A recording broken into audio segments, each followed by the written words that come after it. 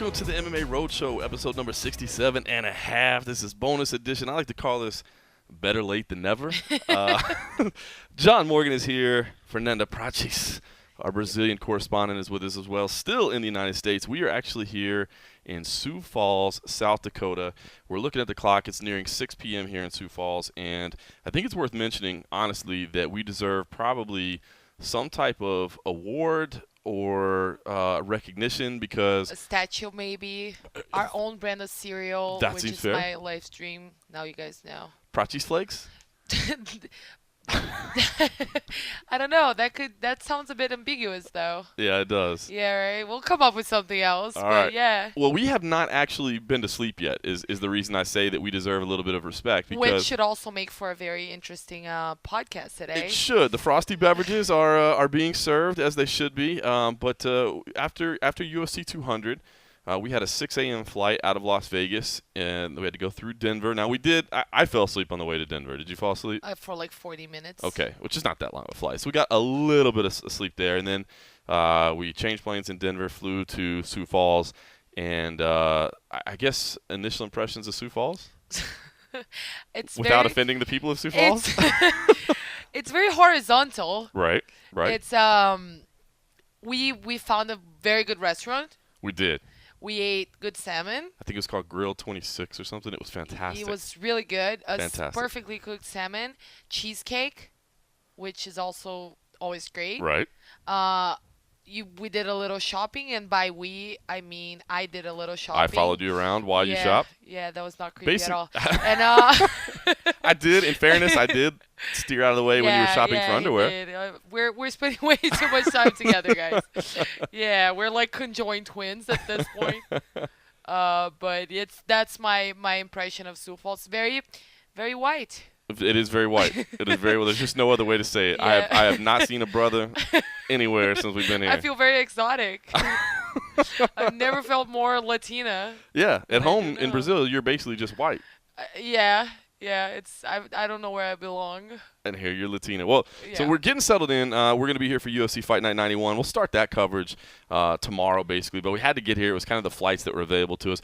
The one thing I'd noticed about Sioux Falls, and there's casinos everywhere. Not like real casinos as far as I can tell, but like every damn gas station you drive by or bar or whatever, it says casino on it. Are they actually casinos, though? Why? Yeah. Because I thought it could be like a chain of something that's called casino. But it could be casino. I think it's casinos. But It's probably just like tiny video, ones. just like video poker or something like that. That's depressing, though. Hey, we live in Vegas. I mean, what are you talking actual about? casinos are depressing, but Yeah. just video poker, that sounds like very sad. Hey, to each their own. All right, UFC 200 was last night, and normally we do post shows and we do them right after. But the bottom line is we just didn't have time between basically finishing up with UFC 200 and getting to the airport. The other thing too is I'm not gonna lie. Oh, man, 3 fights in 3 nights, exhausted. And I tell you what, I kind of wanted to start there because, the UFC has done this a couple times. Now, that's the first time that you've been in Las Vegas and gone through this whole experience. They've done it before. And I get it. Like, it's kind of cool to have, like, this, week of festivities where you have all this stuff going on. You have multiple fight cards, which is cool. And I like this, I think, better because some of the way they've done it in the past is to do, like, a big fight on Saturday night, a big pay-per-view with, like, a Conor McGregor fight or whatever. Yeah. And then the next day is the tough finale.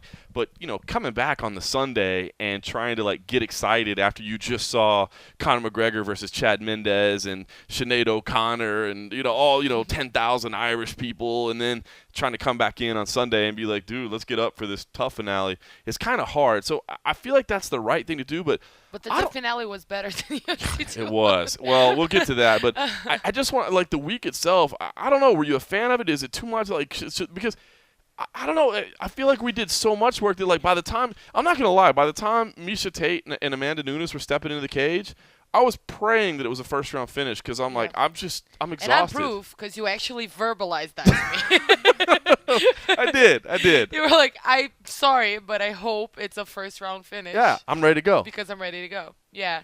That we've talked about this. I'm exhausted. Yeah. It was my first time trying this, and I've been you guys have been training me in different positions for the website, and so it was sort of mentally draining. And I just think that you lose a lot of content this Yeah. way because you have no time for follow-ups.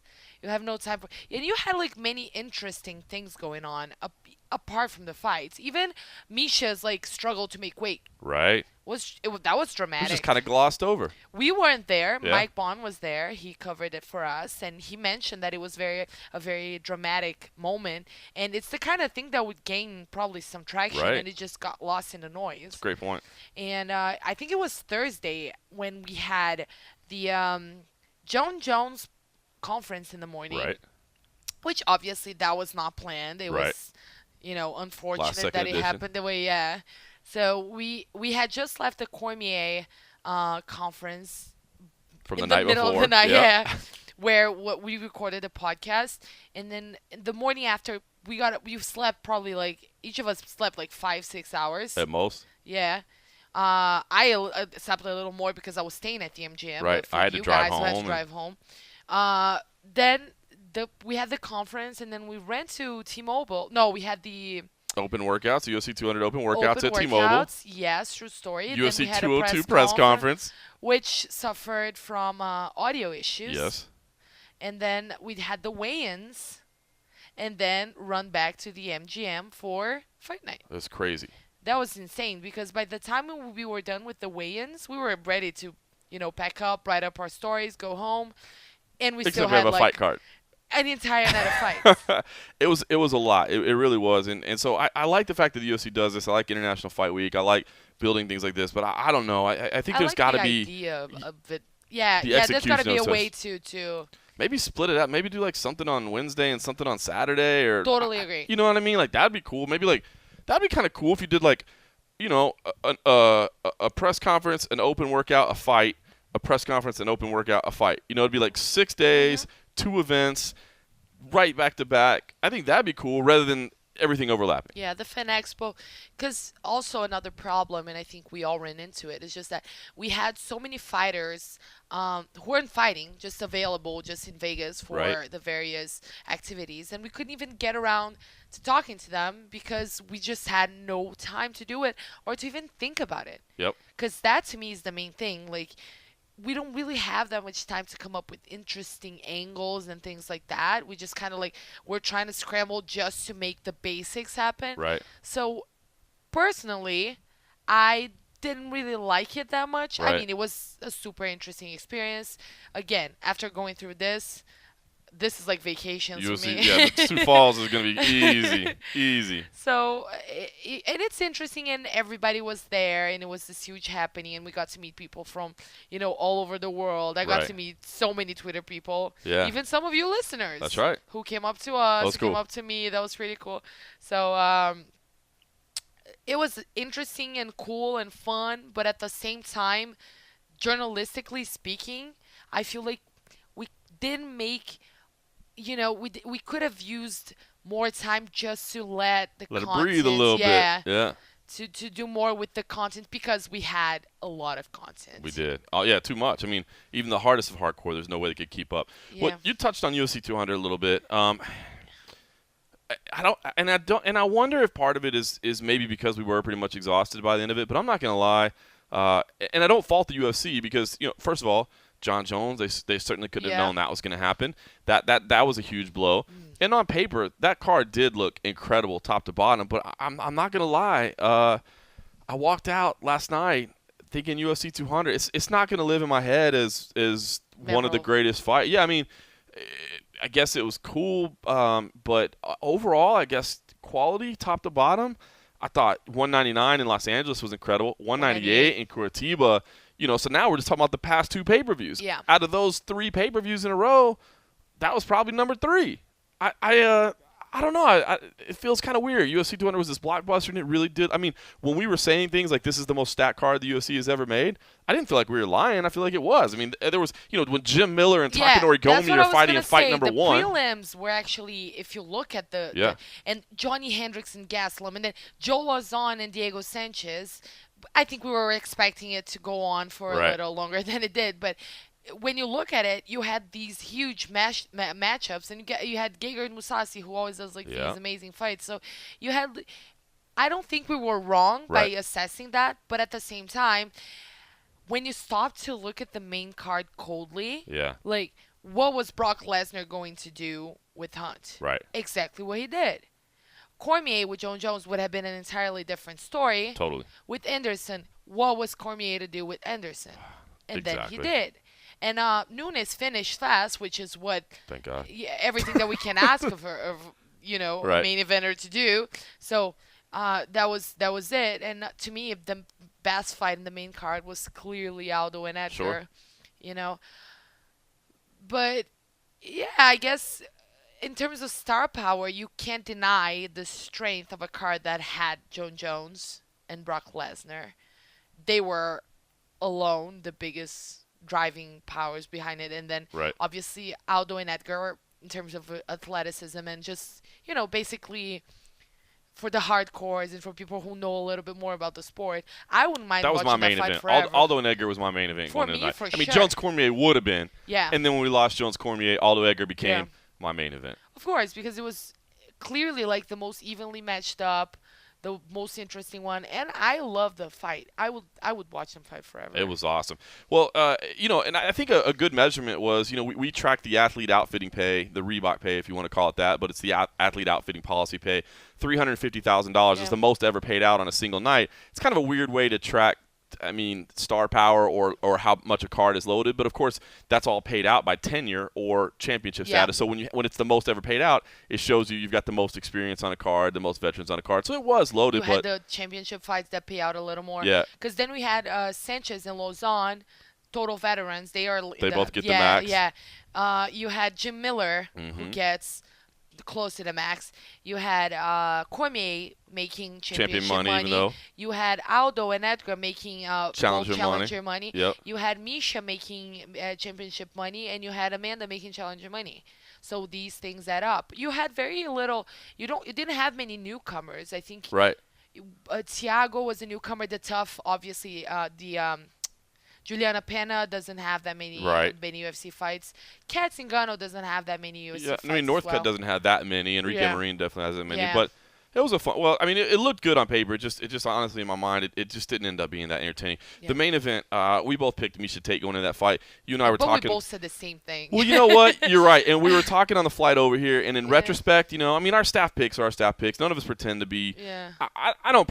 Listen. I watched thousands and thousands of fights. I am not going to sit here and pretend like I'm the best at predicting fights because I think you and I both are a little bit different maybe than some people. Like, we kind of like watching the fights for the stories and the athletes and the people. Like, I'm not going to. I think I have an idea. I usually pick around 65% or something like that, about 2/3. If it was easy, though, people would be rich. True. Yeah, we'd be gambling. But I say that because we both. You're right. Going into it, we both said, "Listen, Amanda could really get this done early." Yeah. But she always yeah. gasses. This is a 5-round fight. But in retrospect, And we haven't seen her look that strong, though. oh, she did look good. We've seen her look like she could do damage, but I don't think neither of us knew that she could do that much damage. That was the best she's ever looked. That was the best she's ever looked. She peaked like Holly with Ronda. Right. Like, they picked the right time. They had their best performance doing their championship fight. So we couldn't predict that, but we had the same mindset. And even before, you were at the presser while I was in the media room. Right. And we were talking, and most people had Tate. Right. But the same conversation ensued. I have my money on Amanda because I think she'll take it in the first round. That's the way that she can take the fight. Right. And some of us were thinking, well, Tate's going to weather the storm. Right. And take it either via decision or just a late submission or whatever.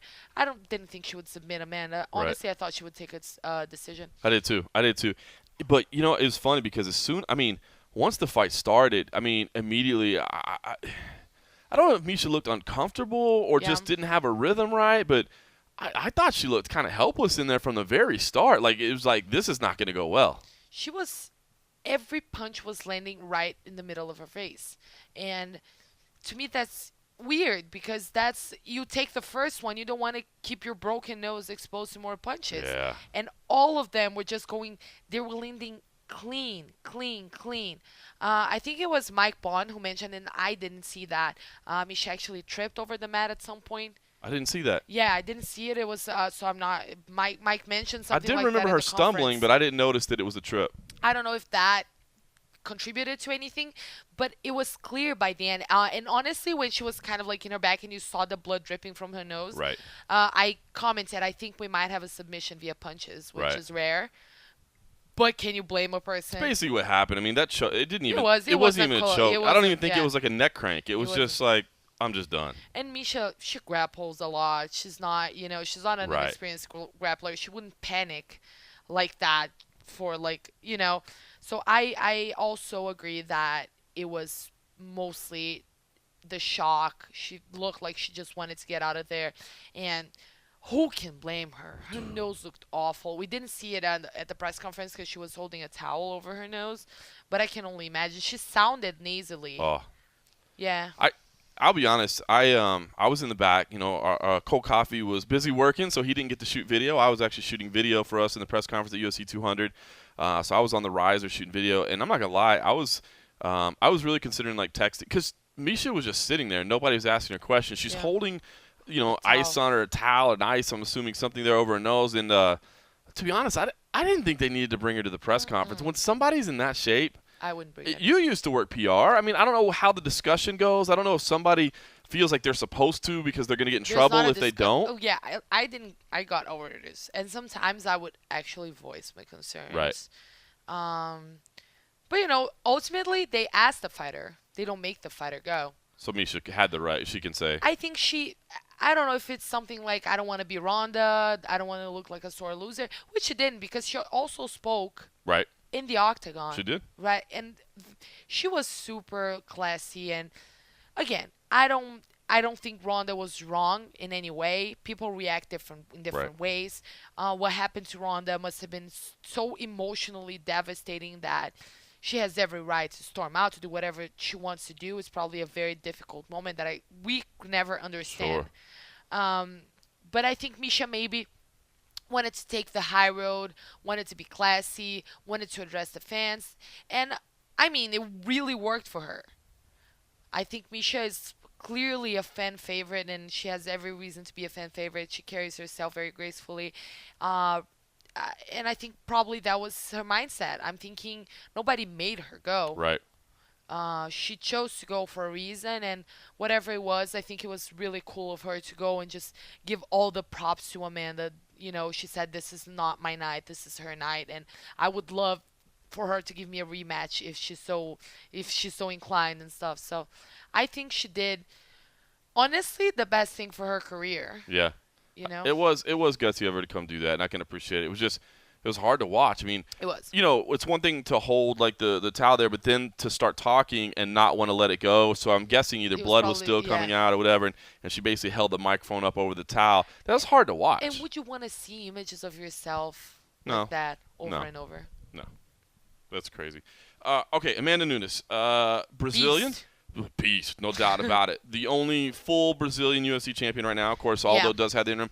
But I got to ask, I mean, I feel like she's anonymous almost in the United States. She does live in Florida. Yeah. She She trains trains in at the American ATT, top yeah. team, yeah. And I think she's been down there for a while. Her English is steadily getting better. It's not great. I'm not going to fault her for that. I speak zero Portuguese, so she's definitely trying. But does she have any star level at all? Is there any awareness at all in Brazil? Amanda has a few things. Well, she was the first Brazilian girl signed by the UFC. And she was the first. She wasn't the first to fight, Right. but she was the first to win. I think the first to fight, and I have to check, was Jessica Batistaca. Right. I think you're right. Jessica I think Andrade, you're right. yeah, I'm pretty sure. But Amanda was the first to fight, to be hired, and the first to win. So she had that. And I remember at the time I was doing PR, and it was a story that we could pitch. Mm-hmm. But she had been living in Florida. She moved right after her, something like that. So she didn't do much media. She's not that well known in Right. Brazil. She's like barely known in Brazil at this point. And in the US, her English is not that great yet. And she just doesn't, I would assume she's not that well known here either. Right. Definitely not. So, yeah, so I think Amanda's sort of like a question mark for many people. But she has some amazing storylines. She's the first openly gay champion in the UFC, which is amazing. That's cool. It's Yeah. really cool. You had Lise Carmouche as probably the first one to come Sure. out Right. ever, right? And she challenged, obviously. Not challenged. Was Ronda? Ronda was the stated champion, right? Yeah. Yeah. She was challenging Ronda, because Ronda brought her belt. I don't remember. I No, remember. that's right. They gave her the belt, but she didn't want to touch it or accept it until she won in the Okay. octagon. If I remember Something that, I like think that. I remember Yeah. that right. Because I remember like they gave it to Aldo. Yeah. And I believe they gave it to her if I'm remembering right. But I remember her saying like she didn't want to touch it. No, maybe they had to fight for it. I think they had to fight for You it. think so? I don't know. I don't know. Anyway, something like Sleep would help. that. But she didn't. Yeah. Sleep would be awesome. Yeah. Uh, but anyway, Amanda was the first one to win, and that's really great. And I think she's from this small town in Bahia. She used to play soccer. She was a bit of, yeah. Apparently, she was a very like energetic kid, Right. and her mom like signed her up for like classes and stuff, and tried to like get her to do as much physical activity as possible to like kind of let off steam. So she played soccer for a while. It seemed like she was well on her way. And our Brazilian friends from Combate did a very cool story, wrote a very cool story on her, um, talking a little bit about that. But it's very cool. And she started off doing jiu-jitsu at 16 apparently, and it kind of like evolved from there. But she had the same Aldo storyline: slept on the mat, didn't have money to do anything, Wow. just trained, slept there, woke up, cleaned the mat. Like, she has that super like intense jiu-jitsu oriented mentality, but jiu-jitsu wasn't giving her money. So that's how she migrated to MMA, and she actually debuted with the loss. uh Chris Cyborg also had her first. That's right. Yeah, also lost her first one. So, and that's, and things evolved from there. So she's has an interesting story. She came from the bottom. She worked her way up, and I'm actually looking forward to telling that story a little bit Yeah, now more. that she's a champ, we definitely. I'm interested in learning more about her. I'm not gonna Yeah. lie, I didn't know a lot about her either. But when she's on, man, Yeah. her power is amazing. And just to clarify, I did look at it. Ronda was given the UFC title, Oh. but I remember 'Cause clearly I like remember the conference, and they yeah, giving it to and her. that's what I remember. And I remember her clearly like she was.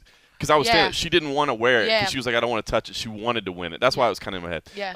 All right. Openly gay fighter. I think that is awesome. An openly gay UFC champion. It's funny because earlier in the week there was the first press conference of the week. Travis Brown was wearing "We Are All Fighters," and I even you were sitting next to me at the. I was like, look at that shirt. That's awesome. Later we come to find out, it was a kind of a big movement. It was actually it was raising money for Yeah. an awareness center, an outreach center there in Las Vegas. I think it's a cool shirt. So I actually might get one myself. I just liked it, and I thought it was cool to have that. I think it's nice that we can talk about. It's kind of weird because nobody really made a big deal about it going into it. So Yeah. maybe We that's a didn't good really sign know. that society's progressing or something, that they don't care that it's an openly gay champion, or maybe the mainstream media just honestly didn't know that she was openly gay, and maybe they'll latch onto it more. But I think it's cool. I mean, listen, I'm heterosexual, but I just don't understand how people can. I mean, this is 2016, dude. Whatever nation you're from, whatever belief you have, whatever sex you are, like, how can you infringe on what anybody else wants to do? I don't know, but people do it. Right. So that's why it's important. And honestly, I think for fighters, it's an especially important cause, because there is this stigma of this machismo culture that, I think a lot of people think fighters are homophobes. I think there's that culture, that is a very misogynistic field of work or whatever. And I think that's a very good cause for them to support. And I think it's very brave, actually. Yeah. Because I'm sure you're going to have many UFC fans who are going to be enraged by this, because people are awful. And they are. They're just the worst. What about in Brazil? Will that impact her star? What's the feelings on homosexuality in Brazil? Like, will that impact her ability to be a star there? I can't speak in behalf of the entire country, but No, you are the representative of Brazil. You do yeah, I've heard that on Twitter, actually. It's a very, very heavy. It's a responsibility. It's a responsibility, but But no pressure. no pressure at all. You're just So representing tell us, a very big does Brazil nation. support or? It's different, though. I feel like you guys are more. I don't know if I want to use the word developed, but you have more of an intense aversion to homophobia than we do. For In instance, areas, it's regionalized. yeah, I think. of course, It's yeah. regionalized. With you guys, that's really much the difference. So in Brazil, like a lot of our joke, our sense of humor, it's based on like making fun of people for being gay. And you've had like amazing fighters who I absolutely adore, like Big Nog, making somewhat homophobic remarks. When he said a while back that he's okay with people being gay but wouldn't want to roll with them. Right. Which is, I think that's a mentality that he and a lot of people wouldn't realize that's a homophobic remark, But because it is. people think that being a homophobe means being actively angry or mean or Like attacking them, or physically attacking them or something. they don't know that denying their existence or in a very basic level is homophobia. Right. In any case, case in point today. Let's just switch the subject a little bit. If you will allow me, I'm taking over this podcast. With Cerrone, who made One of my favorite fighters, no question yeah, about it. Love watching him fight. Of course, but he did use a slur. Yes, he did. The same slur that was it Michael Bisping he used, and the backlash. And the fact that people reported on it, that people were angry, that they had to issue apologies. Right. That, to me, is a really cool sign of progress. Because a lot of people say, oh, they're only apologizing because they had to. They're only... Whatever the reason, it means that people are aware that it's frowned upon. And to me, that's the first step towards understanding that if some people are offended by it, it's offensive. So... in that sense, I think you guys are a lot more aware and a lot more sensitive to those things than we are. If we are more or less homophobic, I wouldn't be able to tell. It's just different manifestations of the same thing. Okay, UFC 200 co-main event, Brock Lesnar versus Mark Hunt. Another one. You picked Hunt, right? I picked Hunt. I picked Hunt. So we both went 0-2 on the main and co-main. Okay, another one that I don't know if in retrospect I was the dummy for not giving Brock enough credit, because I remember his run. I remember how athletic he was. I remember how fast he was. But I also was a little shocked by Mark Hunt. We were in the press room afterwards, late at night after the press conference, and I kind of made the joke. I'm like, do you think maybe Mark Hunt thought it was a 5-round fight? I mean, it's just like I don't understand, like, when was he going to start fighting? And I don't mean that as an insult. I mean, I can't imagine what it's like, even when you hit as hard as Mark Hunt, to have to stand in front of a dude as big as Brock Lesnar, knowing that he's going to try to take you down. But I don't know, in looking back at this fight and knowing that I picked it wrong, if I screwed up because I didn't give Brock Lesnar enough credit, or if I screwed up because I thought Mark Hunt was going to do something different. I think we just didn't know what we're going to get with Brock.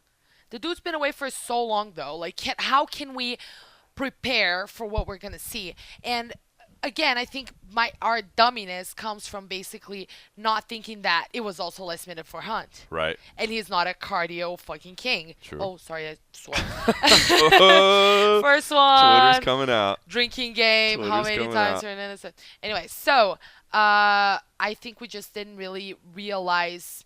I didn't. That it was a last minute fight for Hunt too. Yeah. And again, we all have a thing in our heads that Brock just doesn't like to get hit in the face. Right. And Mark Hunt is very good at hitting people in the face. Right.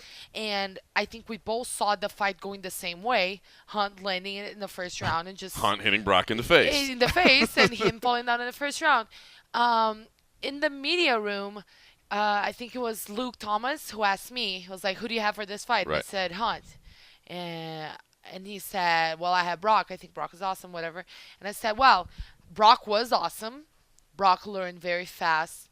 Brock is a very athletic guy. Brock looks in great shape. But I just don't feel confident betting on a person who I don't know anymore." Right.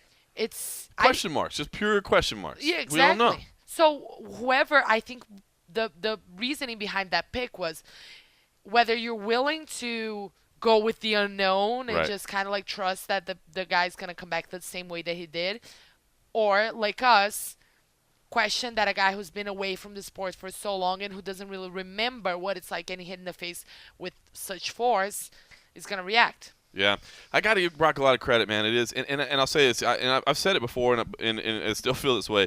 When Brock first came to the UFC, I was like, I hate this. I hate the fact that there's a pro wrestler in MMA, competing for the heavyweight title. And then he won, and we saw the eyeballs and the star power. And then when he left, I did kind of miss him because, I mean, the guy commands a lot of attention. So I kind of wonder, I don't know what I want to see next because everybody's talking about what comes next. You know, he said coming in it was going to be a one-off. Now I guess he's got, and I know absolutely nothing about pro wrestling. I'm not gonna lie, but I believe he has a pro wrestling match appearance next month in August. I don't know. Do you want to see him keep fighting? I mean, was it just, hey, this was UFC 200. Let's get this crazy idea of bringing Brock Lesnar back, and now let's let him go off in the sunset? Because I think he said he's 38 or 39 years old. 39. So do you want to see more Brock Lesnar fights, or was that just like, you know, kind of like the gold canvas? It was just one night only, and I don't ever want to see that again. How exciting was he? Fight wasn't that great. So, you know. The build-up was great. Yeah, but again, I think the heavyweight division is very thin. I think he showed that he does belong there. He did beat a top 8. It's top 8, right? Yeah. He did beat a top 8 fighter. He's in great shape, and he's a beast. He's very explosive. He's very fast. I don't even know how a guy that big can just, you know, move that much mass so quickly. To me, it's very interesting and peculiar, and just shows that he's extraordinary. And I remember when I first started watching, actually the first event that I bought was UFC 100. Mm-hmm. And then I went back and I saw like when he lost and how big of a dummy he was when he lost, when he was submitted, and then how much he evolved. And I was like, this guy's a beast. Right. He can learn so fast because he went from 0 to 100 real quick. I was going to throw that in there if you didn't. Damn it. So I'm spending way too much time in the U.S. I need to get back to Brazil. So do you even speak Portuguese anymore? Probably not. I admire that a lot, and I did back then. I admired his evolution, and we all know that he got very sick, that his, you know, performances weren't that great by the end just because he was battling a very, very serious condition. Having said that, I felt very torn because I thought it was a bit unfair in the romantic sense that this guy who's been away for so long comes back and everybody loves him and wants him and he gets the big money and he gets the big stage, when we have guys who are busting their asses, making 10 fights to get a title shot just to get to, you know, some recognition. I get it. He makes money, he gets money. Right. It's a simple math of capitalism. That's it. It's business. Which I do not agree with, but that's a whole wow, other story. Wow, that's a whole other podcast. Communist. Just throwing it out there. Just getting more haters. But but I get it. I get the whole thing, but in a very, like, in my heart of hearts, it just annoyed me a little bit. It peeved me a little bit. Now, seeing his performance, I do think that he has a place. But don't you think people are going to get bored? Yeah. I mean, I don't think I could sit through that again. Like, it was like the first round was especially like, oh, shit, this is so tense, dude. Exactly, like, oh, my gosh. And then the second round was like, it's kind of tense. And then the third round was like, oh, my God. Like, can you not get up? So, you're, you know, you're right. No, you're right. I think people are going to get bored. They did the first time, though. We think Brock was always by Brock's last well, he did 4 or 5 fights. Yeah. It's funny because I did the Reebok pays, like he got paid like nothing by Reebok. Yeah. But by the end, I don't think people were that interested in watching him fight. I don't know again how much that translates to pay-per-view buys because I honestly don't know how much the casual fan actually. I think I underestimate it. Sure, definitely. You know, I do think that. Like, I will think that, oh, people are not interested anymore. And they are. They are. And sometimes I just know that I get, like, very romantic about the whole thing, and I forget that. So, I don't know. I do think he has a place, though. If he wants to. I do think that the division, it's not that great, and he has a spot there. And I don't know how long that would last. Maybe just little one-offs here and there. Maybe just little one-offs. All right, Daniel Cormier, and this was part of, I think, the reason why UFC 200 felt kind of weird is we kind of got back-to-back freak show fights, to be honest with you. It was Daniel Cormier versus Anderson Silva. We did the podcast earlier in the week after everything went down. You know, we were sitting in the room, and I said right then, I don't think Daniel Cormier should fight. I really don't think Daniel Cormier should fight. And I think I stand by it. I after watching that fight, I think I was dead right, dude. And Anderson, at the post-fight press conference, Anderson said, I don't fight for money. I'm sorry, but to me, I think that fight was all about the money for Anderson Silva. And you know what? And it's not – this may sound insulting to say, but I can't – I think it was all about the money for Daniel Cormier too, but understandably so. It's my understanding. Again, none of these figures are released, and I'm not talking his guaranteed pay on the Nevada State Athletic Commission payroll was supposed to be $1 million for the John Jones fight. It went down to $500,000 for this fight, but I was told that he was going to make somewhere around like $3 or $4 million, and if I was staring at a $3 or $4 million payday, I would probably I'd probably to fight whoever. I'd fight you for $4 million. You know what I'm saying? Whoa, that escalated quickly. Okay, guys, I'm just gonna take this headphone off and head to my room. Because things are pretty weird right now. But but the fight itself, I'm not gonna say Anderson Silva wasn't in there to win. I mean, he did throw some strikes, and the crowd, I thought the crowd was ridiculous. I mean, they were booing, and I get it, man. People want to see a fight, but you can't blame Daniel Cormier for not standing there and trading. But I mean, I don't know. I did see some people saying, like, dude, your title's not on the line. It's not going to matter. Like, just stand there and trade and put on a show. But I don't know that you can do that. You can. He said it himself. He said it was like, it's going to be it would be disastrous if I lost to Anderson. I think so, too. I think so, too. So what is he going to do? And I feel like this fight was so much better on paper. Right. And I honestly thought that they found a good solution to a problem because, when you think about it, Anderson has that star power and he has a driving force so that people wouldn't be too pissed about not getting Jones. Absolutely. So it made a lot of sense. And when it was first starting, I was actually in the media room talking to everybody, and I was like, I kind of like this. Right. I'm interested. It was so weird. You're like, why the hell is Anderson Silva in the cage right now? And then 2 seconds after that, you're like, oh, no, why was I interested? Yeah. This was obvious. Yep. That's what Cormier could do. What else was he supposed to do? Nothing. Take him down and lay on top of him. What is he going to do? I'm just going to strike with Anderson Silva like a dummy. But Anderson looked out of shape. He did. Anderson had surgery 2 months ago. Right. And he said he didn't want to take a 5-round fight because he didn't want to be disrespectful. I thought it was disrespectful for him to show up like that against Cormier. I do too, man. But the same way Cormier had a check, Anderson had a check. He had a check. And you're right, because exactly, I mean, when we were talking about it beforehand, the Anderson Silva option, I mean, Gegard Mousasi wanted that fight so bad. So bad. We've never seen him so ecstatic about animated about anything. He wanted that fight so bad. And, I don't know that it makes sense. I mean, Daniel Cormier versus Anderson Silva makes no damn sense whatsoever. But it's the most exactly UFC what you said. thing ever. It's UFC 200. It's Brock Lesnar. Yeah. I thought it was cool, but I think at the end of the day, it ended up kind of backfiring because what we ended up with was 2 freak show fights in a row that didn't pan out, and it was just kind of like, eh. It was peak UFC, though. Yeah. It's true.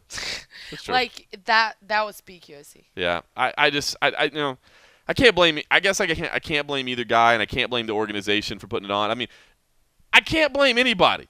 Those 2 guys wanted to get paid. The UFC needed the biggest star, but as you're watching it unfold, like you said, it was just terrible.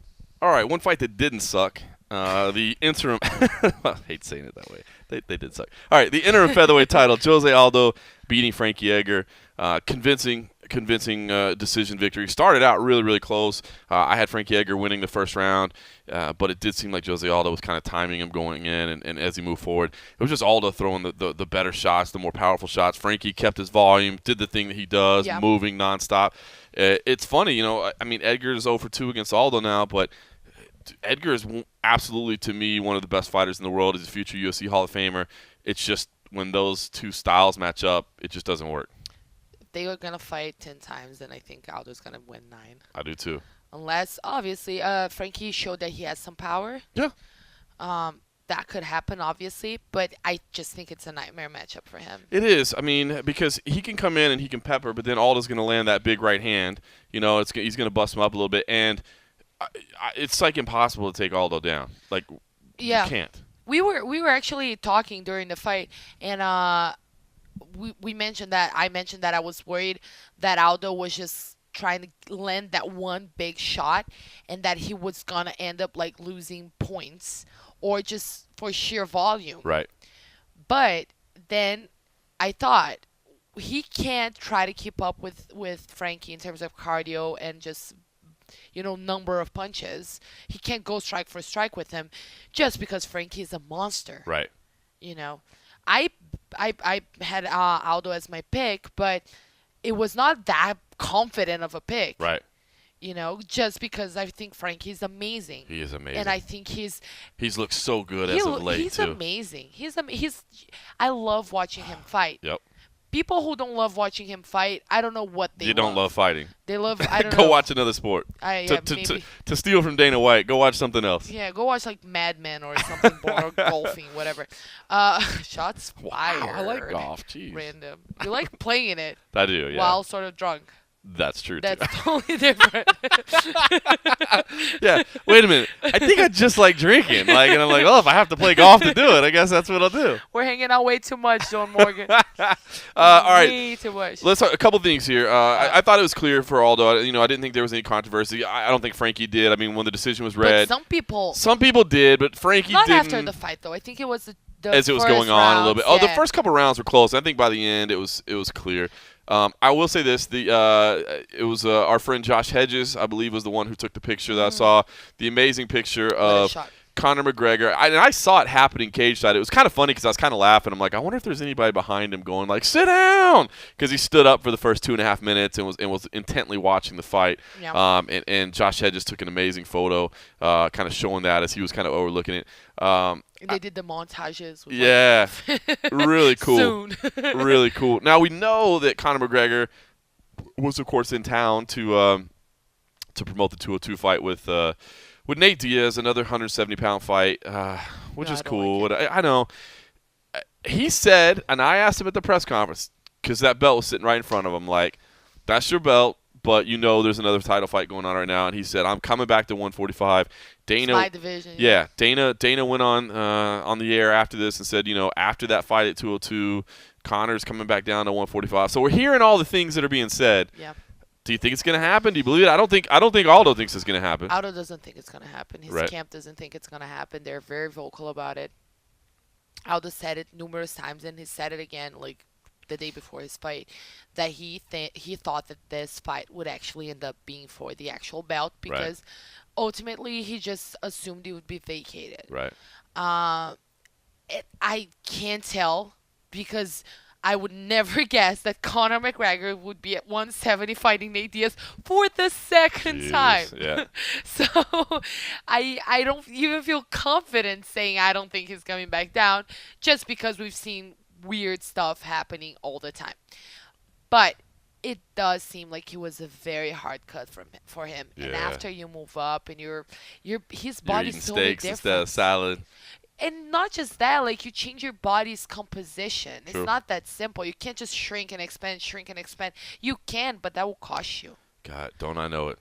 I don't know. I just expand. I got the expanding part down. I'm still trying to do the shaking. I shrink a little bit. But, so I'm really curious. I would be devastated if that fight didn't happen because Right. I really want to see a full Conor McGregor Aldo fight. But I do too. if I were Conor, I wouldn't. Yeah, you already beat him. You starched him in 13 seconds. I Why do never lost at Yeah. featherweight. I vacated my belt. Right. Because I wanted to. He can leave in his own terms, not run into any risks, and, say he was undefeated. He was the champion, and he decided to do other things. Right. So, if he wants it, that's his prerogative, But then again, Aldo said, "You want to do lightweight? Let's do light. You want to do whatever?" Well, I was going to ask I'll you, do talk it." about this because Aldo's post-fight wasn't exactly translated right. Now, Derek, he's not his manager, but, they've I don't. They go way back. They go way back, and Derek does work for the UFC when he's doing those translating, when he's doing the translations in the cage. Yeah, he doesn't manage anymore. He just Oh, he doesn't do it at all anymore? I didn't know that. I don't know for sure, but it was something that was in the works. Okay, because he used to be a part of Tough Media with Ed Soros. Yeah, he and, was Black House. Yeah. But honestly, Derek to me is like a beast. Oh, yeah. Usually, he will never lose anything important. But sometimes you have fighters going on 40-minute rants. Although, from what I understand, I mean, he doesn't like translate like cuss words because he basically called him a piece of shit, right? He called him a shit. Right. Let me explain. Let me clarify this Right. to our listeners.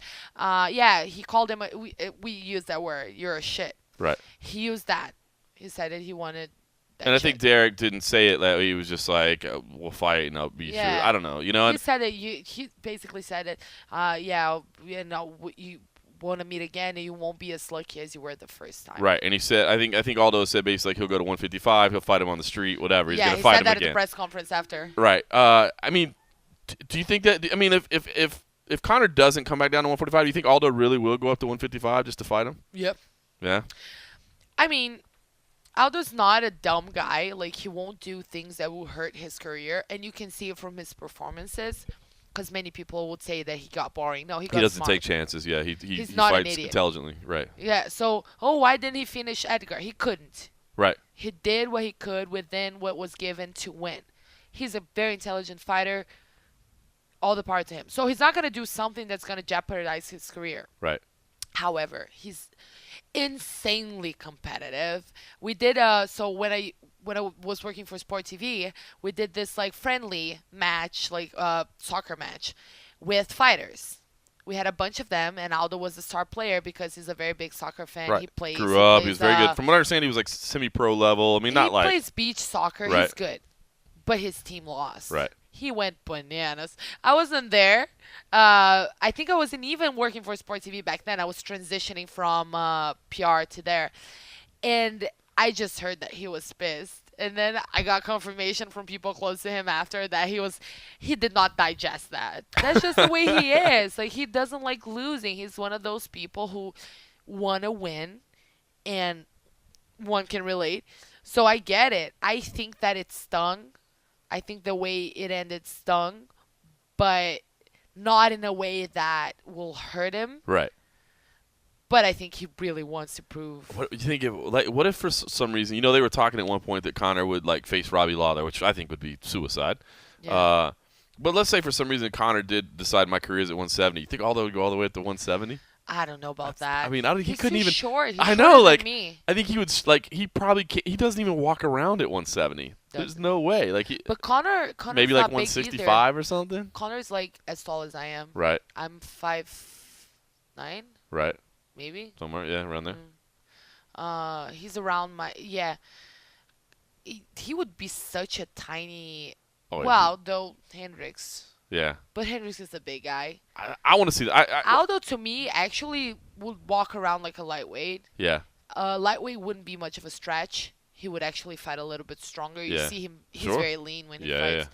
Yeah. I don't know 170, but it'll be interesting. Be interesting. I want to see Aldo and Conor fight again at some point. If the money is right, he'd probably do it. Yeah, that'd be funny. 170. All right, last fight in the main card, real quick. Cain Velasquez, Travis Brown. I picked Travis. I had a horrible night. I went 2-3 on the main card. It's awful. I picked Travis, and you know what? To be honest, it's stylistically, I knew it was such a tough matchup. I mean, when Cain is relentless, he's got the good striking, he's got the good wrestling. He feels good. Yeah, he's healed. That's the thing is, I wasn't sure if he would or not, but damn, dude, that might have been the best Cain Velasquez we've ever seen. Sea-level Cain. Sea-level Cain, which Las Vegas is about 1,700 feet, by the way, so it's a little bit above sea level. And the Brazilians don't really like fighting Vegas that much. That's funny. Yeah, but honestly, I couldn't watch that fight very well because I was busy doing like all the other things. Yeah. And that was like the one point where I'm like uploading, downloading, converting, just doing the whole thing. So I couldn't pay that much attention. So I don't really know how dominant. Just every time I Oh. picked up, I was like, "Yep, that sounds about right." This is gonna, yep, yeah, Yep, pretty that's much, dominant. yeah, that's it. It was dominant. So I can't really say for sure just how amazing Kane was, but I think I love Kane. Yeah. I think he's an amazing fighter. Well, he's on point. He's incredible. Honestly, like I had to bite my tongue because I bet on him against Verdum, Right. and I just think Kane, Verdum, an inspired JDS, obviously A the motivated champ BJ Miocic, Penn. A a prepped prime Yeah. Diego Sanchez. Well, that didn't work out for him. Oh no. Yeah. Alkaline water is not. Oh, no. That was I can't talk bad about Diego. If you haven't seen I'm not Diego's, talking bad. I'm saying it he's is. awesome. If you haven't seen Diego Sanchez's interview with Mike Bond and me on the camera work, by the way, Yeah. just want to say I really think that's what made it. It was the cinematography. It was. I mean, you know, Very creative. Diego's answers were good, but really what it was like the way I panned, like The I went lighting. out. Oh, Yeah.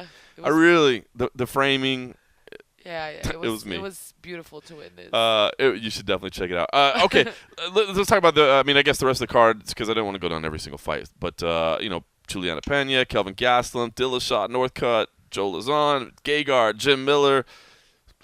Any of those stand out to you, whether it be the fight itself or you were in the back working video. We had the craziest week ever, man. Yeah. Like, I was working video, you were working video. We were doing stuff we don't normally do. But anything else from the rest of the night stand out to you at UFC 200?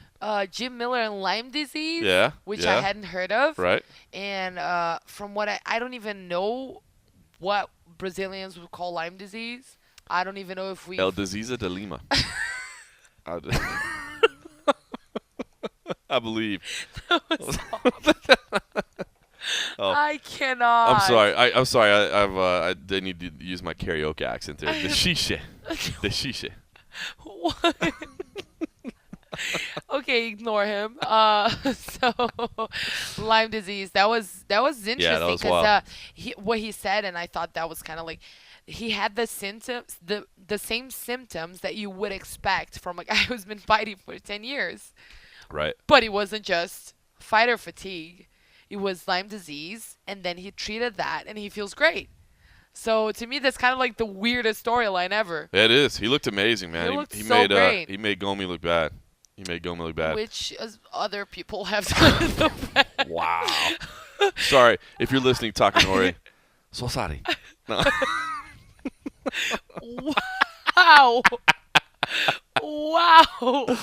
Ah. Stereotype John is Edit on that fire. out. Oh my Sea God, level I'm so- Kane. Alkaline water Diego. Stereotype John. So that stood out. Sleep. Musasi is super honest in Yeah. the scrums. He's great, right? He was great, and he's usually He said to you guys that he was briefly given The the fight fight. against Cormier. yeah, he thought he had the fight. He was like, he believed there for like 2 hours, the poor thing. And he was like, kind of like, oh my God, I'm going to eat. I'm not going to worry about my weight.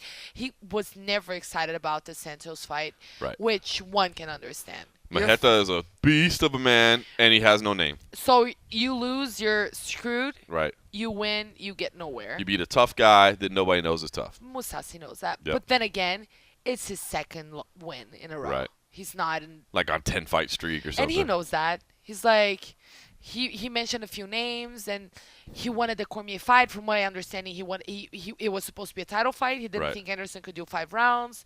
But then he did not want to do. I forgot what. But he doesn't think it's like he should be challenging people at light heavyweight. Right. He's not delusional. He just wanted that opportunity. He wanted that. He thought like this is my once in a lifetime opportunity. Yeah. He really wanted to grab it. And you know Musasi, he's not like an emotional guy. He's very like blasé about the whole thing. But he seemed very enthused about that one. Right. So I can only imagine how heartbreaking it must be. Like you're gonna get that fight, you're gonna get the big paycheck, and then it's kind of like Never nah, mind. No, Never forget. mind. Yeah, go back to that your fight weight that cut. you didn't want. Go Yeah, back to back and start cutting go weight. back to eating kale chips. Bye. So I can totally understand. So that was a cool one. Sage, for the life of me, I cannot understand this boy.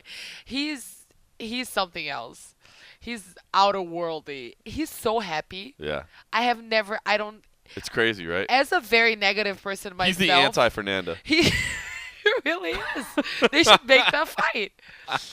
He's like Bizarro Fernanda. So he has this attitude. So he had the staph infection, right? And apparently he had posted things prior to that, like a picture in the hospital smiling, like, Right. "Hey, I have bacteria eating my flesh." Hey, and then he mentioned it was MRSA. Yeah, awesome. No, it's pretty cool. I mean, yeah, infections are not great, but I got through it. God help me. It was awesome. That was pretty much his scrum, by the way. We just played a bit from his scrum. JC was a Jew. So he was like very happy, very excited about the whole thing, about the win, and he detailed the MRSA thing. He was in the hospital for 4 days. Apparently, it was serious. It's not something you joke around with because you never know how you're gonna Ooh, it could be react to bad. antibiotics. Yeah. So that was an interesting one. Gastelum, Yeah. total class act. Yeah.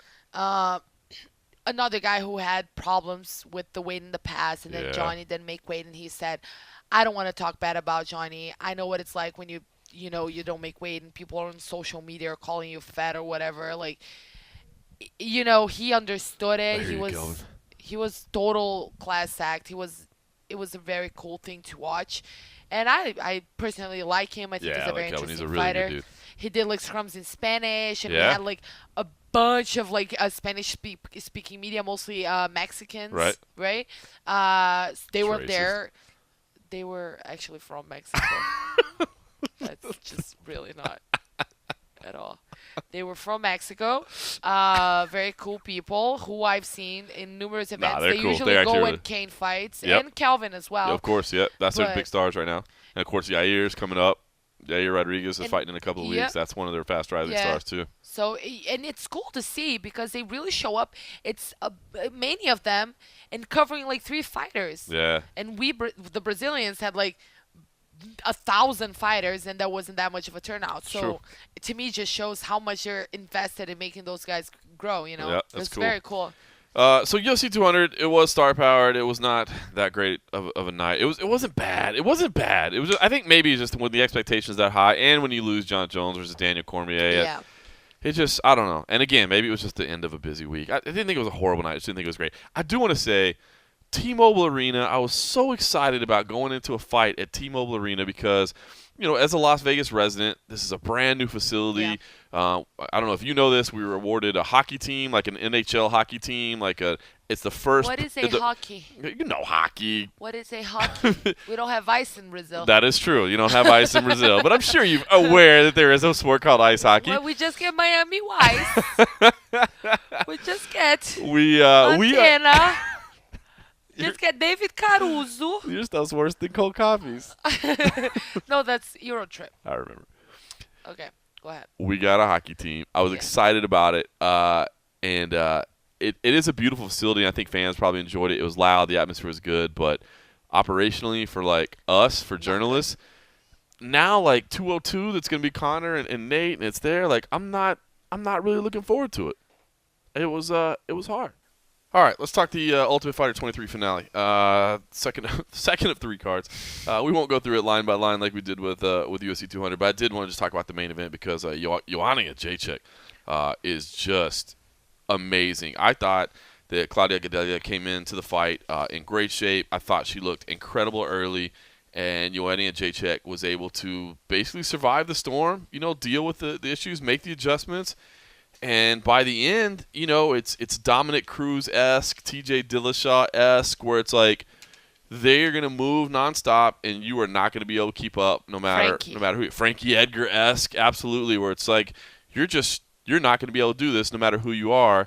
And, I mean, for Claudia to sit there in the press conference and just be like, yeah, I got tired. I mean, there was literally nothing else. No, you can't say anything else because this person basically just out-cardioed you and outworked you.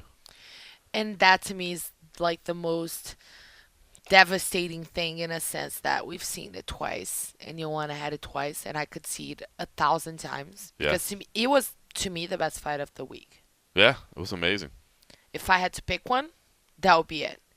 And we were at the press room and people were going bananas over it. Like, You know, It we were was. Yeah, yelling everybody's and having it fun. because it was like, I actually ooh, watched that one from the press room. It was yeah. a unique experience for Yeah, me. it's cool It though. is fun. You Yeah, get yeah, a yeah. nice vibe, and everybody was just kind of like, whoa, ah, whoo. Mhm. It was the entire fight like this because it was just so great. But then you think this is the best Claudia. That's it. She looked amazing. If the amazing Claudia is not enough for Joanna, what is she gonna do? Again, like Frankie, you have that chance of just getting clipping once, making sure, and she did land some heavy ones that Absolutely. really threw Joanna. But Knocked her Joanna's down with that cardio, jab in the first round. yeah. And I didn't see any 10-8s. No, I didn't either. I thought it was 10-9s across the board. I don't. It's so inconsistent though. It is. We get like the weirdest 10-8s every now and then, and some fights are massacres and it's like 10-9, and Right. then you get someone that slightly dominated the other person is a 10-8. I thought it was 10-9s. But to me, that's the one thing. Like, I would love to see a trilogy Hmm. because it was such a great fight. It was, even though normally you don't get those trilogies when it's 2-0. Yeah. You know what I mean? But I thought it was entertaining enough, and I thought it was interesting too. And maybe you can talk about this because with all the beef that they had, at the end, Joanna was like, listen, it's in the past. We move on. Claudia wouldn't. Claudia's like, never. It's never going to be over. It's always going to be a problem. And I thought that was interesting. And I don't know, and kind of talking to you, I think you were saying that it's not necessarily that it's just Claudia. It's just that's kind of the Nova and Yeah mindset, basically. It's us against the world. They hold grudges. Right. I don't think so. We don't know everything that was said and done. True. But I think from what Claudia says, some things were said, that she just can't that easily let go of, and not just to her, but to her training partners. Right. And that's what really drove her off the edge. They're a very united team. Claudia is very close to her coaches.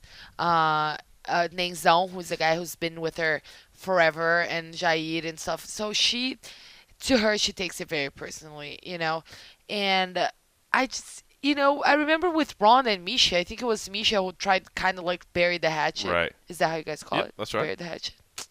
Vocabulary. Look at that. Words. Words. So you could see that, but then Ronda wouldn't have it. People get hurt by things differently. Right. I think, Joanna's probably ready to let it go. It's kind of like, we had an amazing fight. Let's end this here. And Claudia was obviously too hurt and too annoyed and then wasn't willing to let it go. So, you can understand how she processed things. But it was very interesting to have Joanna speak.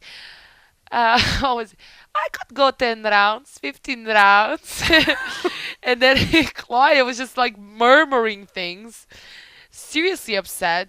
She was clearly not having it. She would eye roll all the time. Yeah. And I mean, we don't know essentially what went down and how deeply it affected Claudia, but clearly to her, it wasn't just kind of like a camera beef. Yep. It was personal. It was personal. It looks like, let's see, Rose Namajunas and Carolina Kovacevic are fighting on July 30th at UFC 201. That would probably be. I think that's probably the number one contender fight. And I'll tell you what, if it's Kovacevic, a fellow Pole, doing another fight over in Poland, having those two girls headline against each other in Poland, I think would be pretty cool. Pretty cool. Yeah, it was a cool scene the first time. Krakow was an amazing city. Like, I would love to go back there. So I'd be down. The other one, too, that I've got my eye on is Alexa Grasso, who's actually fighting in Invicta right now. I don't know when she'll make her way. Yeah, I don't know when she'll make her way to the UFC. I gotta think they'll do it at some point. That's the interesting thing because Invicta can't just give everything to the UFC. They'll be left with nothing. They're an independent business. Even though they're on Fight Pass, Yeah. like they are an independent business. I think some people might think the UFC owns Invicta. They don't.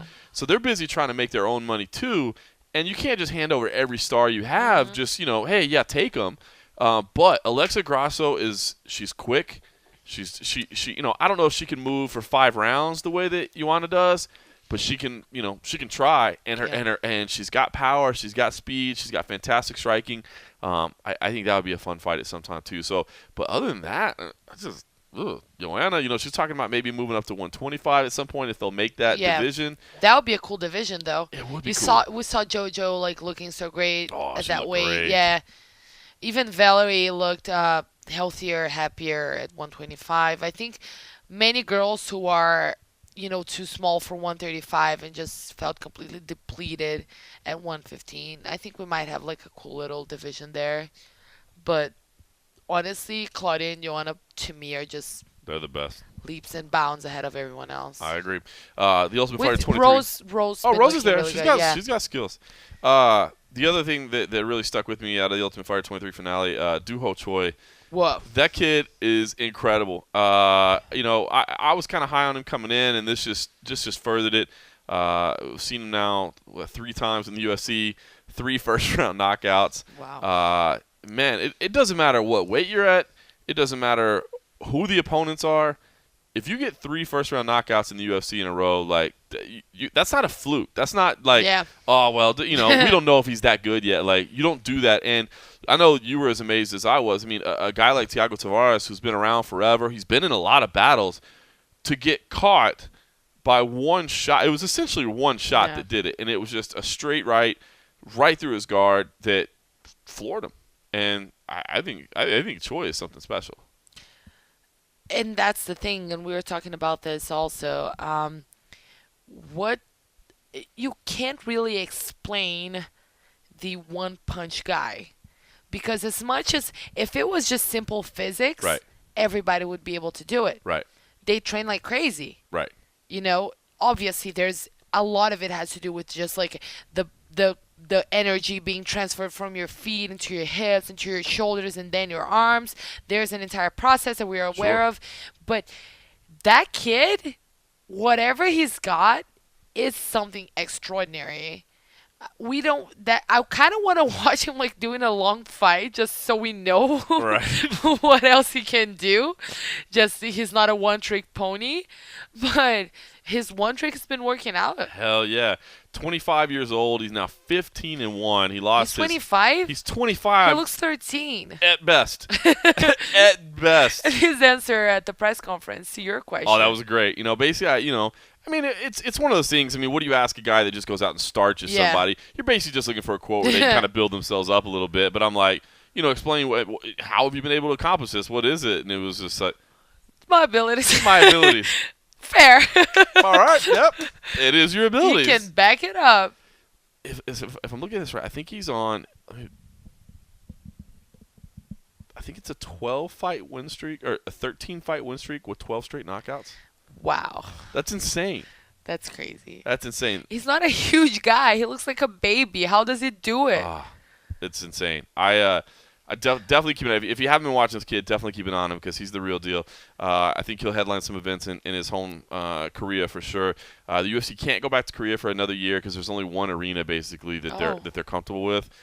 It's the Olympic arena that they were in the first time, but it's being renovated right now, so it's going to be like another year, a little more than a year before they can go back and the renovations are done. But I mean, dude, that kid fought in Vegas, and I think anybody would like him. He's just, I mean, a guy with 12 straight knockout wins. How do you not like him? Yeah. He's adorable.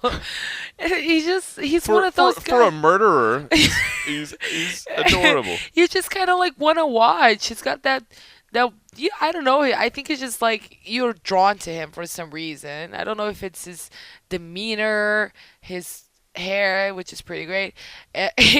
Obviously his style. He's just one of those guys that I think we find him endearing. Yeah. I'm very curious. Like I totally want to watch him fight again soon. I'm sure he can. He's probably did. I think he's okay. So I'm very interested. Yep. All right. Last card that we had, the UFC Fight Night 90. I will say the Ultimate Fighter. The last one, Kevin Lee had a big win over Jake Matthews. I think that was. Kevin Lee looks like the real deal too. Oh yeah, and Jake was one of those guys that they were really trying to build up, and Kevin was not last minute. He was a late replacement. Right. I wouldn't call him last minute. Yeah, not like a week out or something. Yeah, it was like 1 month or something. Right.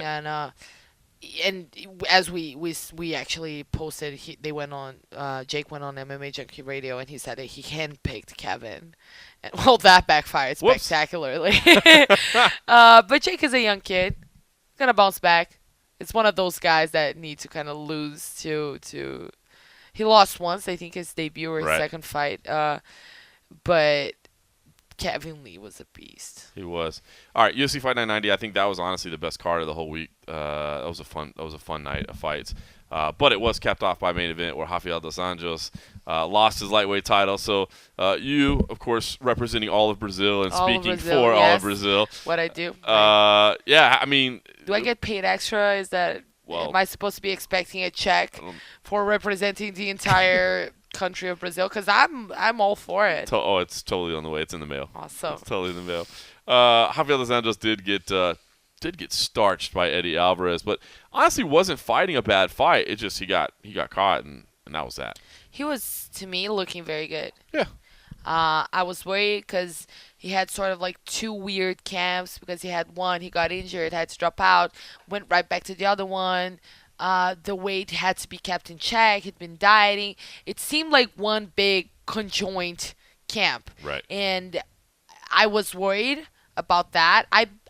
You mentioned it. We were Yeah. talking about it, and you talked to me. You were like, "Hey, listen, I'm worried about this," and I was like, "I think he's fine." But Yeah. And I picked Rafael just because, and I talked to Mike Bond also about it when we did a Facebook Live. He had given me no reasons to not bet on him for the past years.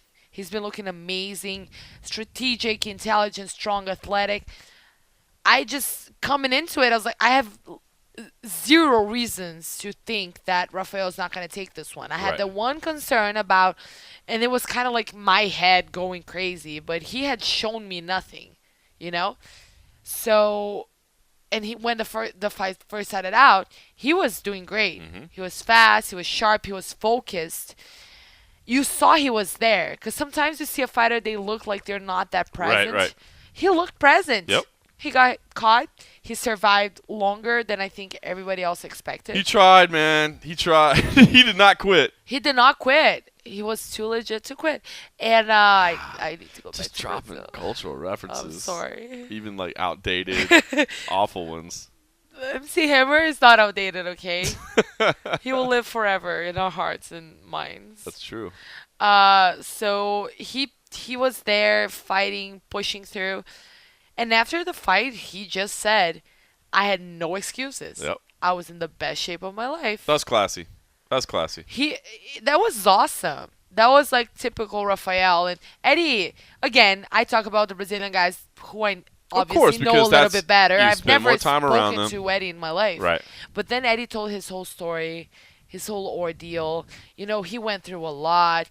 That belt means so much to him. The way it was, he earned it. He deserved it. He put on a good fight against a very good opponent. So I was not bitter at all about the way the whole thing played out. I think it was a pretty cool storyline, a pretty cool narrative. I'm sure we're going to see Rafael fighting soon for the belt. And I think it's nice that the division is that competitive. You know, the lightweights are, to me, top two interesting divisions to watch now. I would say lightweights and welters. Yep. They're my favorite ones right now, at least. So I'm curious to see who Rafael is going to fight next, who Eddie's going to fight next. Khabib, how does it work? Sorry. Another culture. I'm so sorry. I can't stop. I'm just really tired, guys. We haven't slept. Oh my God. We have my That's what brain. happens when you're up for like 48 hours straight. My brain is broken. Okay, so getting back, I'm curious to see how the division's gonna work.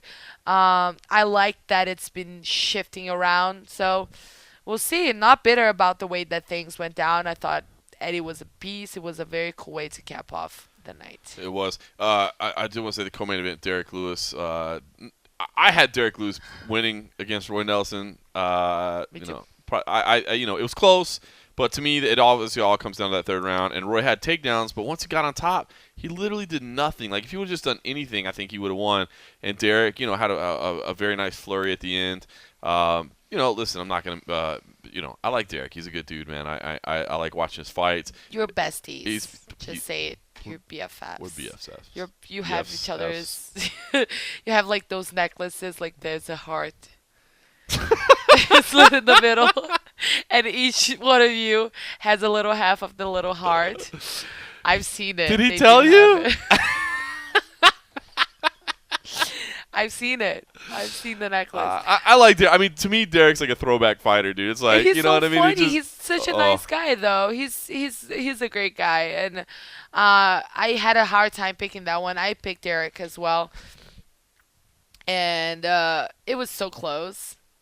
But I also had Derek winning, and he won everything when he slept at the press conference. That was great. He simply I actually posted a picture on Instagram if you guys want to check it out. He just literally just put his head down on the, how do you call it? On the dais. Dais. Yep, See, dais. I know that too. It's amazing. I didn't even know that word until I worked in this business.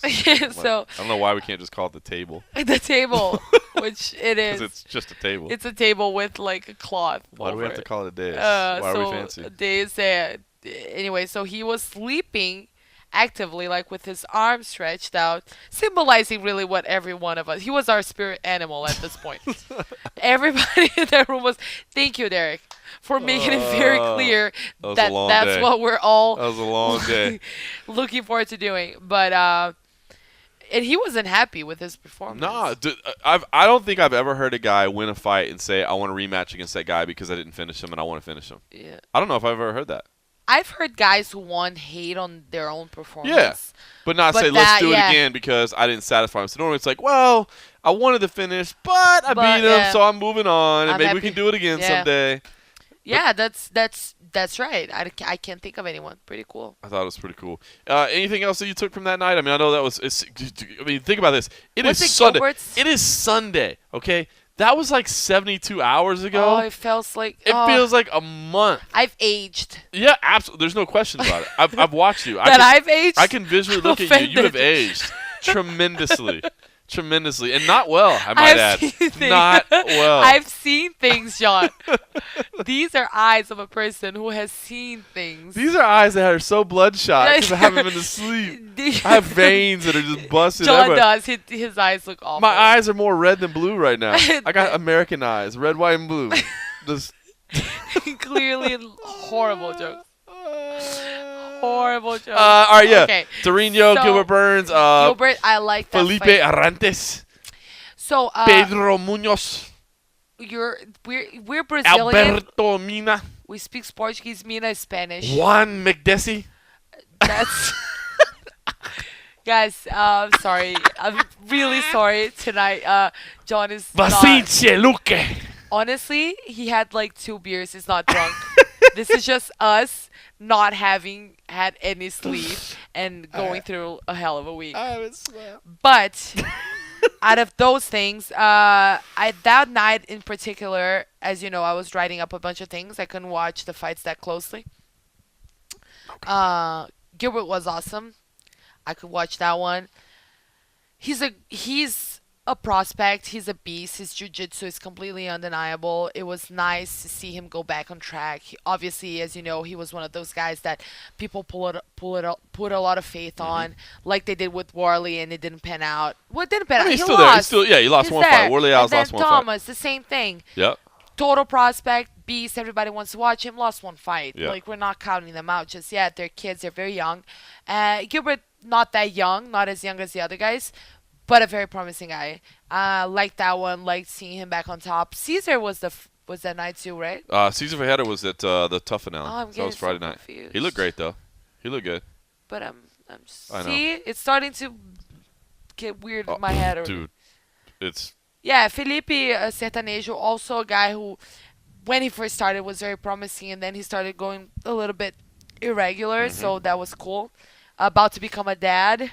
Oh, I didn't know that. Yeah, and like he said 20 days. So he actually said during a scrum, a post-fight interview, if you guys are not familiar with the term, he said, hopefully my wife, I don't think she's his wife, you know, my lady, they're together for many years. I don't know if they're legally married. Put a ring on it, Felipe. I don't know. I hope she didn't have it watching the fight. Put a ring on it, Felipe. I don't know if she actually had the baby watching my fight. I asked her not to. That's funny. Which was funny. But yeah, it was a fun night. I think those 2 first nights were really cool. all in all, we're gonna look back on the events and let it sink in, and I think we're gonna understand that those were like really great nights of fights.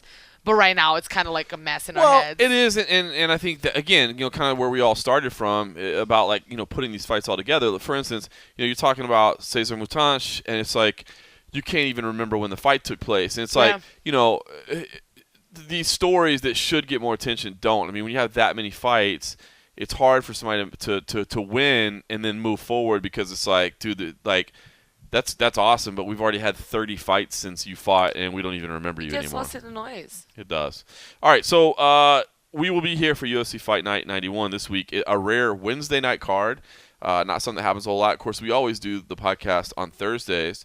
So we'll do the podcast on Thursday. We'll just keep a normal schedule, and we'll do a kind of a post-fight wrap-up show and talk about our week. So we'll talk about everything that happens, and it'll be me and you again because we'll still be here in South Dakota. We're actually spending an extra day because there's not a lot of direct flights in and out of Sioux Falls. Surprisingly enough. Yeah, shocking. I know that Yeah. seems bizarre. And I'll be heading back to Vegas. Once you leave here, you'll actually be heading back to Rio de Janeiro, where you live after a couple weeks here. You've been here for a while. Yeah, unfortunately. Well, if any of you guys want to marry me for a green card, I will do it. Who wants to be a Brazilian citizen, though? No, I will. I'm sorry. Let me rephrase. Who wants to be my husband in exchange for my getting a green card? Granted, I am not good. I'm not going to be a great wife. I just, I don't have much to contribute. I'm just telling you she's barely a good friend. So I'm just going to give you that heads up now. I'm an average friend. Like, I will not physically assault you or anything, but I'm not that great. I will not have much to offer you as a green card wife, but it was a good deed, I guess. So here I am. Quality MMA talk. You can watch. You can live recordings of the MMA Roadshow. Of course, I do watch a lot of Netflix, so we can do that. Yeah. I do desserts. My desserts are pretty great. Right. So in case you're a dessert, So if you really like I desserts, have that to offer. And Yes, sarcastic remarks. sarcasm is very strong. Very strong, and yes, that's all I have to offer. Hopefully, it is enough. All right, so that offer is on the table. We will be again dealing with UFC Fight Night 91. The main event. Well, I'm not gonna lie, dude. I couldn't wait to get here for Tony Ferguson versus Michael Chiesa. Yeah. That was gonna be an awesome fight. Michael Chiesa got hurt. Had some serious back injuries, which tough to come back from. So let's hope everything's good there. Landon Venata is stepping in against Tony Ferguson. That went down to the co-main event. Landon Venata is a prospect. A lot of people say he's undefeated. He's got something, but dude, making your UFC debut against Tony Ferguson, probably not going to go your way. So just go ahead. Let's just go ahead and chalk that up to a learning experience, and we'll bring you back to UFC. So that makes the main event now Michael McDonald versus John Lineker. Violence. It's going to be fun. It's going to be fun. Two guys that like to bang. John Lineker, somebody you're familiar with, obviously a Brazilian. That's going to be a lot of fun. It's violence. Can't When they wait. first match up that fight, like all of Twitter was just so excited about it. Just I don't see unless it ends in 20 seconds, Right. which obviously can't happen. Could happen. It's gonna be a slugfest, and I'm very much looking forward to it. And a technical slugfest at that. Yeah, you're right. Because it's funny you say that. Yeah, because when you think slugfest, sometimes you think sloppy or whatever. Like these two guys are technically really good at striking. I'm very interested. I think it's gonna be an awesome fight. I don't see it being boring. I might see it being fast. Right. Because obviously, especially like Lineker, Yeah. he has that sort of like one punch knockout power. I just think it's gonna be a cool, decision probably, or just Yeah.